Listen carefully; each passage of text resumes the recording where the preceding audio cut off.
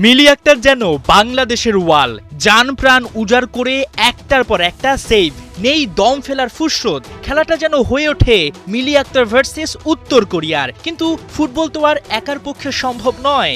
ফলাফল নর্থ কোরিয়ার কাছে ৫-০ গোলে বিধ্বস্ত লাল সবুজ। সিডনির নীল আকাশের মতোই চাঙা মনোবল নিয়ে এশিয়ান কাপে নিজেদের দ্বিতীয় ম্যাচে নামে আফিদা ঋতুপর্ণারা। চায়নার বিপক্ষে লড়াকু মানসিকতা দর্শক মনে নিশ্চিতভাবে প্রত্যাশা বাড়ায় উত্তর কোরিয়া ম্যাচে। মেয়েরাও কঠিন পরীক্ষা সামলাতে প্রস্তুতিতে ঘাটতি রাখেনি। কিন্তু প্রতিপক্ষ যখন উত্তর কোরিয়া, এশিয়ার ৩বারের চ্যাম্পিয়ন, আর র্যাঙ্কিং মাত্র ৯, তখন তো দুই দেশের প্রস্তুতিতেও থাকে আকাশ পাতাল তফাৎ। আর সেই রিয়েলিটি মেয়েরা দেখলো ম্যাচের একদম শুরু থেকে। আগের ম্যাচে চায়নার চোখে চোখ রেখে খেলা বাংলাদেশ এ ম্যাচে ছিল একেবারেই ছন্ন ছাড়া, অগোছালো। বোঝাপড়াতে ঘাটতি স্পষ্ট। অ্যাটাকিং ফুটবল খেলা নর্থ কোরিয়ার কাছে দৌড়েই যেন কুল পাচ্ছিল না মেয়েরা। এর মধ্যে অবশ্য ভাগ্য সহায় হয় ভিএআর, তাতে ৩টা গোল হজম থেকে বাঁচে বাংলাদেশ।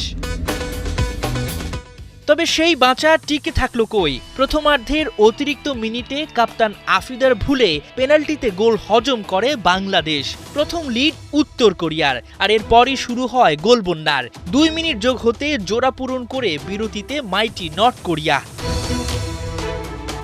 বিরতি শেষে বাংলাদেশের চ্যালেঞ্জ গোল আটকানো। মিলি বরাবরের মতোই ঠেকিয়ে দিচ্ছিলেন প্রতিপক্ষের আক্রমণ, কিন্তু সেটা আর কতবার? খেলার বয়স ৬২ মিনিট পর্যন্ত স্কোর লাইন ছিল বাংলাদেশ ০, নর্থ কোরিয়া ২। কিন্তু ৬৩ ও ৬৪ মিনিটে টানা গোলে লিড ডাবল করে উৎসবে মাতে নর্থ কোরিয়া। বাস্তবতা বুঝতে বুঝতে শেষ সময়ে আরও একখানা বল ঢুকলো বাংলাদেশের জালে। নির্ধারিত সময় শেষে ৫-০ গোলে হার নিয়েই ম্যাচ শেষ করে বাঘিনীরা।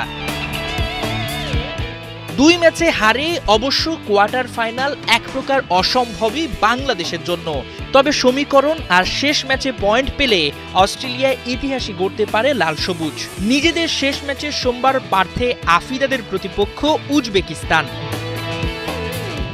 হাসান সজীব, ৭১।